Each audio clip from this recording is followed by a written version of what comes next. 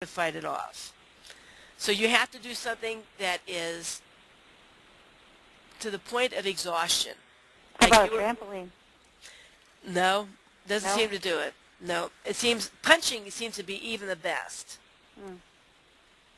Okay. Because chances are, if a bear was there, you're not just bounce up and down on his belly. You know what I mean? Because remember, it's your subconscious that is trying to protect you from whatever's going on.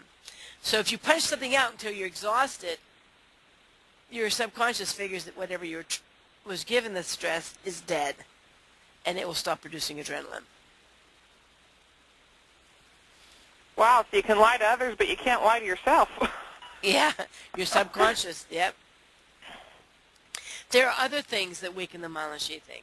The next biggie is coffee, tea, and caffeine. Now, when I talk about coffee and tea, it's the regular or the decaf, because only caffeine does affect it, but it's also the tannic acid in those. And it will start wearing down the myelin sheathing. Unbelievably so. I've had people try to work with their myelin sheathing and still want to drink their coffee too, and it doesn't work. They don't get very far. So much so, I want to give you an example. There's a lady that I worked with for 2.5 years, and she said, you know what? I couldn't leave my house. I had OCD so bad that it destroyed my life. I can live with how it is now. I'm a good 75% better. And I can live taking these herbs the rest of my life. It's not that big of a deal.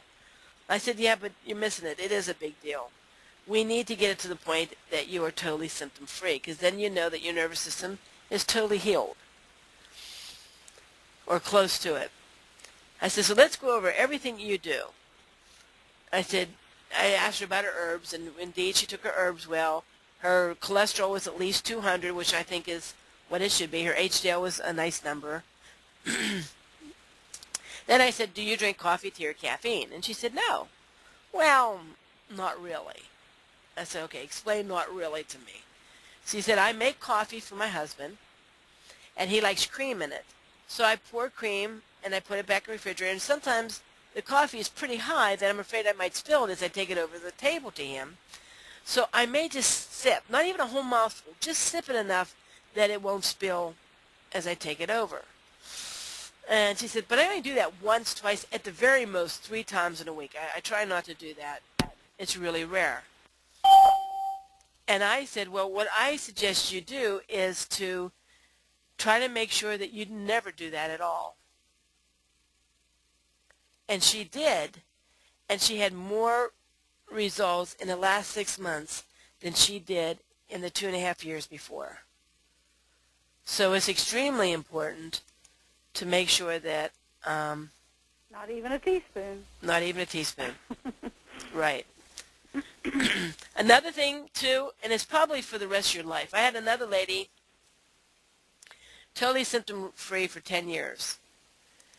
And she called me up. She said, you'll never guess what? The beast is back. I said, what? She said, my OCD, it's back. I said, oh, man, what happened? Were you under a lot of stress? She said, no, but I'll tell you what I did.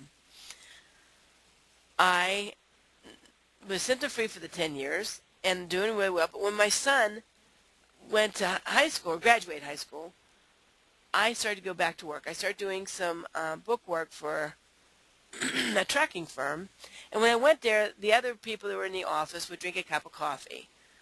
So it was only part-time, you know, a couple of days a week, but I would have a cup of coffee with them in the morning because it's been 10 years. I thought, I haven't had symptoms in 10 years. It's no biggie.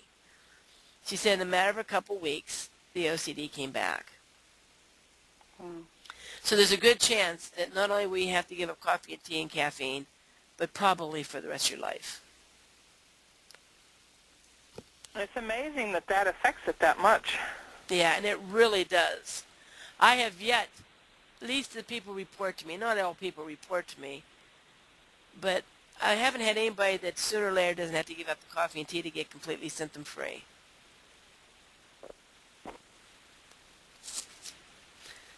So, I think what it is this, because not all people who drink coffee or tea will end up with a thin myelin sheathing, although many people do.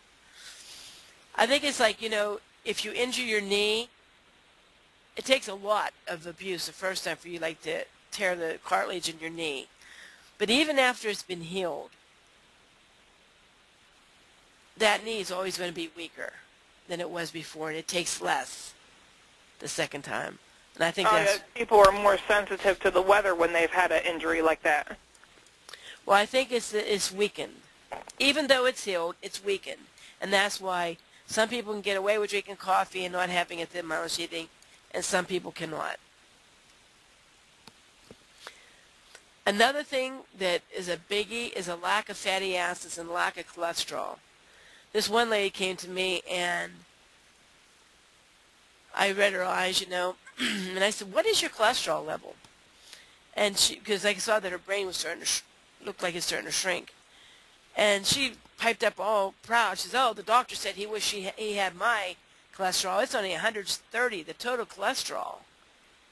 I said, "My goodness, cholesterol that low, you're going to end up possibly with being forgetful, and it'll affect your nervous system, the myelin sheathing." And the woman broke down crying. She said, "That's why I'm here. The doctors told me that I have Alzheimer's, and I'm a nervous wreck. I can't stand any noise. I worry about everything. I'm just a nervous wreck." We got her, we worked with her liver, because it's your liver that produces a lot of this cholesterol, and we gave her fatty acids. And all the symptoms that the doctor had diagnosed as Alzheimer's went away, and to this day has still stayed away. Wow. So we are so afraid of fats and cholesterol. Realize that our body needs it. Our body needs a lot of fat. Every single cell in our body needs fat. The membrane of the cell. Your nervous system needs fat. Your immune system, the antibodies, hormones need fat. So we need a lot of fat. Now, the fat that I'm talking about is not deep-fried French fries from McDonald's. Oh, darn. Yeah, I could hear your cogs churning there. Go ahead. It is good fatty acids, like in butter, found in fish, things like that. And we're going to get more of them later on. Another thing that's really happens a lot is liver function. It is your liver and gallbladder, especially your liver, that produces the bile salts that break up the fats. So let's say you're eating enough fats in your life, but your liver function is down. Well, I'm going to compare it to if you wash greasy pans. Let's say you have a greasy pan and you have water, and you're just rinsing it over the greasy pan. You're not going to get rid of the grease, because water cannot carry grease away. But if you put like some kind of dish detergent on it, it will emulsify those fats so that whenever you rinse it off with water, it can carry the fats away.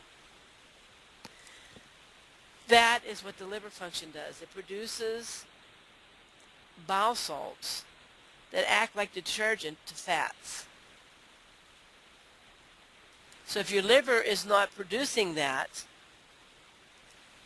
then you're not digesting the fatty acids. So nourishing the liver is very important. But another thing I would do is I would take my fatty acids with a protein, because it's the protein that says, "Yo, liver, there's some fats here," so that the liver knows it needs to digest fats. If you take like flaxseed oil or evening primrose oil without a protein, the liver does not realize that it needs to digest it or release the bile salts.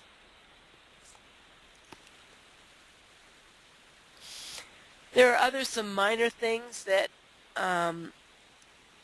affect the myelin sheathing. I'm not going to really take it because those four are the biggies. The only other one I am going to mention is ultrasound.